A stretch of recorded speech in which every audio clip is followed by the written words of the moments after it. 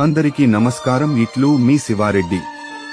ప్రజా దర్బార్ మరియు ప్రజ సమస్యల పరిష్కార వేదిక కార్యక్రమంలో రాయదుర్గ నియోజకవర్గం ఎమ్మెల్యే మరియు ప్రభుత్వ విప్ శ్రీ కాలవ శ్రీనివాసులు అన్నగారికి నేమకల్లు గ్రామంలో సమస్య గురించి అర్జీ ఇవ్వడం జరిగింది. ఆ సమస్య ఏమనగా మాది నేమకల్లు గ్రామం, బొమ్మనాహాల్ మండలం, అనంతపురం జిల్లా. మా గ్రామం నుండి నేమకల్లు క్రాస్ వరకు R8B రోడ్ ఉంది. ఆ R8B రోడ్ కి అనుకోని క్రషర్లకు పోయే దారులు ఉన్నాయి.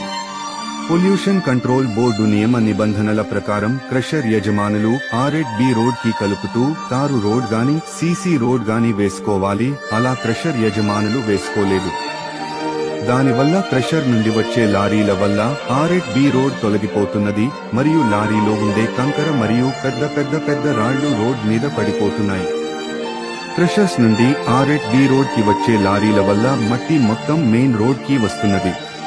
దానివల్ల నేమకల్లు గ్రామం ప్రజలు వాహనాలతో పోయేటప్పుడు స్కిడ్ అయ్యి కింద పడి ప్రమాదానికి గురి అయ్యి ప్రాణాలు పోతున్నాయి.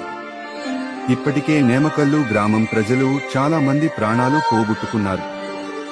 R8B రోడ్ లో క్రషర్స్ నుండి వచ్చే మెటీరియల్ ను మరియు పెద్ద పునాది రాళ్లను తొలగించడం లేదు. దానివల్ల నేమకల్లు ప్రజలు చాలా ఇబ్బంది పడుతున్నారు.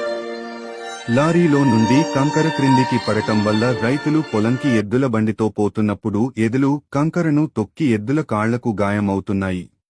RB రోడ్ మొత్తం మట్టి మరియు కంకరతో నిండిపోయింది.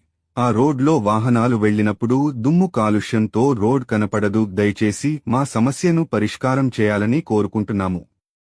ఈ సమస్య పరిష్కారం కోసం అధికారుల దృష్టికి తీసుకెళ్లడం జరిగింది. నిన్నటి రోజున అధికారులు తనిఖీ చేయడం జరిగింది.